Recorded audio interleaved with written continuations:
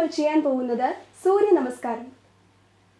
ഈ വീഡിയോയിൽ നമ്മൾ ചെയ്യാൻ പോകുന്നത് സൂര്യ നമസ്കാരം എങ്ങനെ ചെയ്യാമെന്നും അതിൻ്റെ 12 പോയിന്റ്സ്, അതിൻ്റെ ബെനിഫിറ്റ്സ്, അതിൻ്റെ പ്രാക്ടീസിങ് എങ്ങനെ ചെയ്യാമെന്നും കാണാം.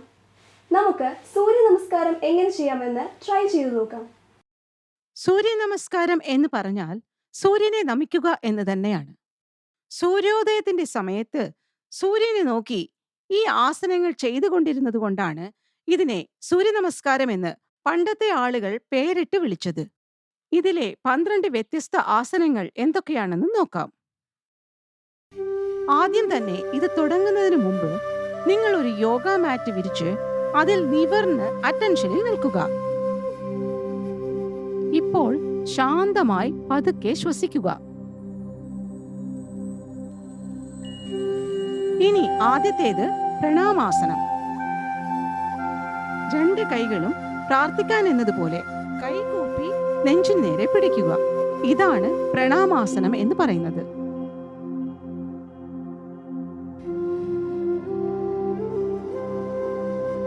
രണ്ടാമത്തെ സ്റ്റെപ്പ് ഹസ്ത ഉത്തനാസനമാണ്. ഇതിന് കൂപ്പിയിരുന്ന 2 കൈകളും വിടർത്തി മേലേക്ക് ഉയർത്തുക. ഇടുപ്പിന് മേലെയുള്ള ശരീരഭാഗം, നെഞ്ചും കഴുത്തും മുഖവും കഴിയുന്നത്ര പുറകിലോട്ട് വളച്ചു പിടിക്കുക. ഇത് ശരീരത്തെ ബാലൻസ് ചെയ്യുകയും ശ്വാസകോശങ്ങളെ വിടർത്തുകയും ചെയ്യുന്നു.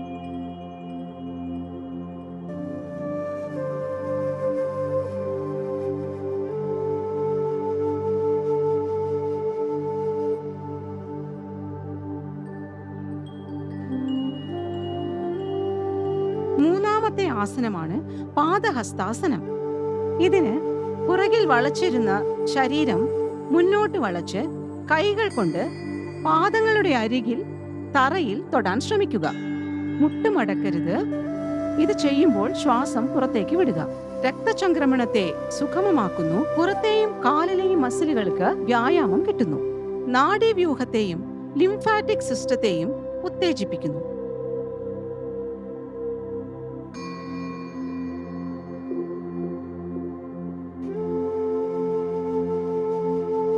നാലാമത്തെ ആസനമാണ് അശ്വസഞ്ചാലനാസനം. നിങ്ങളുടെ വലതുകാല് മാത്രം കഴിയുന്നത്ര പുറകോട്ട് വലിച്ചു വയ്ക്കുക. തല ഉയർത്തി മേലേക്ക് നോക്കുക. ഇടതുകാൽ സ്ഥാനം മാറാതെ വളയ്ക്കണം. കൈമുട്ടുകൾ നിവർന്നു തന്നെ ഇരിക്കണം. ഇത് ചെയ്യുമ്പോൾ ശ്വാസം ഉള്ളിലേക്ക് വലിച്ചെടുക്കുക. രക്തചംക്രമണം വർദ്ധിപ്പിക്കുന്നു. കൈകളും കൈത്തണ്ടയും ബലപ്പെടുന്നു. ശരീരത്തിന്റെ സന്തുലിതാവസ്ഥയും ബലപ്പെടുന്നു.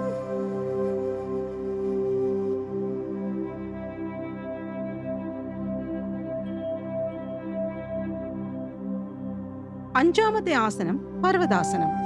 ഇടതുകാല് പുറകോട്ട് വലിച്ച് വലതുകാലിന്റെ ഒപ്പം നിർത്തുക. അരക്കെട്ട് മേൽപോട്ടുയർത്തി പർവ്വതം പോലെ ശരീരത്തെ നിലനിർത്തുക. കൈകളും കാലുകളും വളയ്ക്കരുത്. ഇപ്പോൾ തല കൈകളുടെ മധ്യത്തിലായിരിക്കണം. ഇപ്പോൾ നിശ്വസിക്കുക.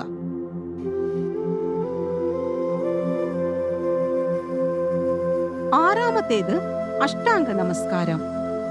കാലുകളിലെയും കൈകളിലെയും പേശികൾ ബലപ്പെടുന്നു. മുതുകിന് നല്ല സ്ട്രെച്ച് കിട്ടുന്നു. തോളിലെ പിരിമുറുക്കങ്ങൾ അയയുന്നു.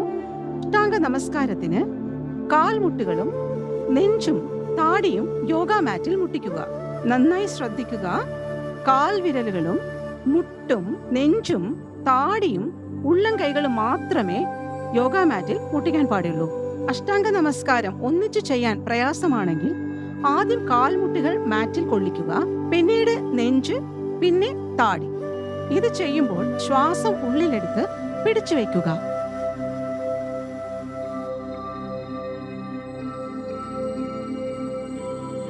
ഏഴാമത്തെ ആസനമാണ് ഭുജംഗാസനം. കൈകളുടെ സ്ഥാനം മാറ്റാതെ തലയും ചുമലും കുറച്ച് മുന്നോട്ട് കൊണ്ടുപോയി മേൽപോട്ടുയർത്തി പുറകിലോട്ട് വളയ്ക്കണം. മുഖം മേലെ നോക്കിയിരിക്കണം. മുട്ടുകൾ വളയ്ക്കരുത്. അരക്കെട്ടും കാലുകളും മാറ്റിൽ തന്നെ ഉണ്ടായിരിക്കണം.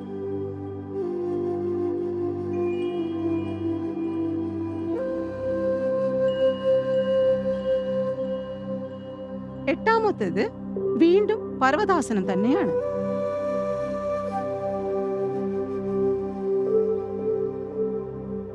9ാമത്തെ സ്റ്റെപ്പ് വീണ്ടും പർവ്വതാസനത്തിൽ നിന്നും അശ്വസഞ്ചാലനാസനമാണ്.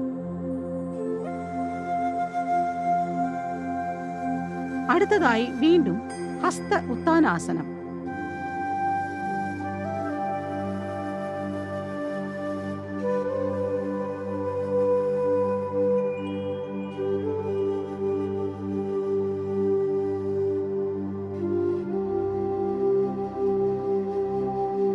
അവസാനത്തെ പോസ് വീണ്ടും പ്രണാമാസനം തന്നെയാണ്.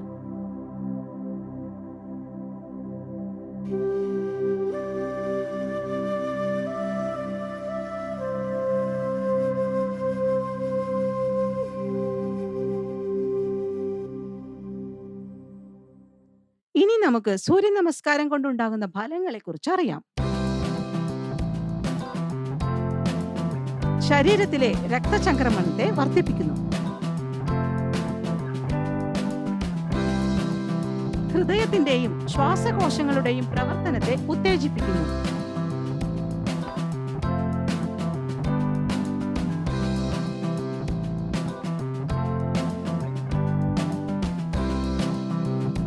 നട്ടെല്ലിനും ഇടുപ്പെല്ലിനും നല്ല അയവ് കിട്ടുന്നു.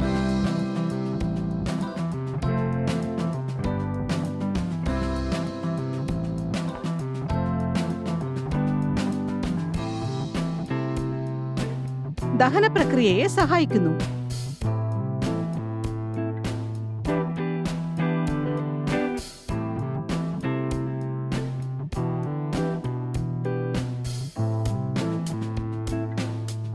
ഏകാഗ്രത വർദ്ധിക്കുന്നു.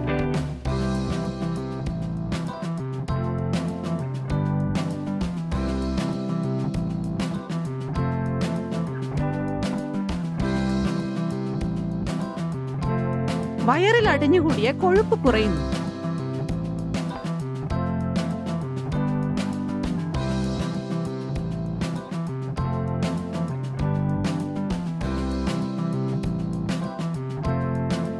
സൂര്യനമസ്കാരം മനസ്സിന്റെ ശാന്തതയെയും സുഖനിദ്രയെയും തരുന്നു.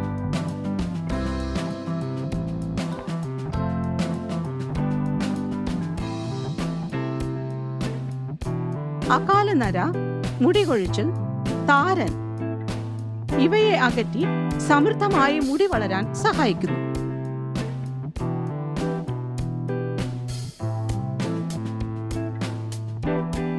ഇനി ചെയ്യേണ്ടവയും ചെയ്യരുതാത്തവയും. സൂര്യനമസ്കാരം വെറും വയറ്റിലാണ് ചെയ്യേണ്ടത്. അല്ലെങ്കിൽ ഭക്ഷണം കഴിച്ചിട്ട് 3-4 മണിക്കൂർ കഴിഞ്ഞിരിക്കണം. ഗർഭിണികളും ഹൃദയ സംബന്ധമായ അസുഖങ്ങളുള്ളവരും ഒരു ഡോക്ടറുടെ അഡ്വൈസ് നേടേണ്ടതാണ്. ആർത്തവ കാലത്ത് സൂര്യനമസ്കാരം ചെയ്യരുത്.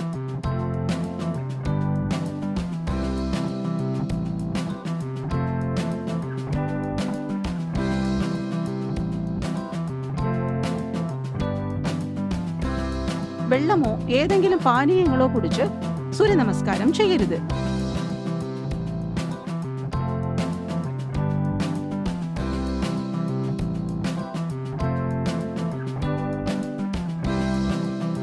സൂര്യനമസ്കാരം കഴിഞ്ഞ് അരമണിക്കൂറിന് ശേഷം മാത്രമേ കുളിക്കാൻ പാടുള്ളൂ.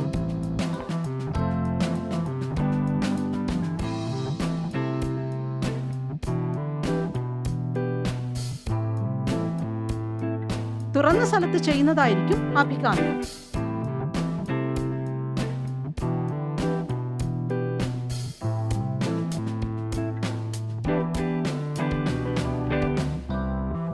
നിങ്ങൾക്കെല്ലാവർക്കും മനസ്സിലായി കാണുമല്ലോ സൂര്യ നമസ്കാരം എങ്ങനെയാണ് ചെയ്യേണ്ടതെന്ന്. ഇനി അടുത്ത നല്ലൊരു വീഡിയോയിൽ വീണ്ടും കാണാം. നന്ദി.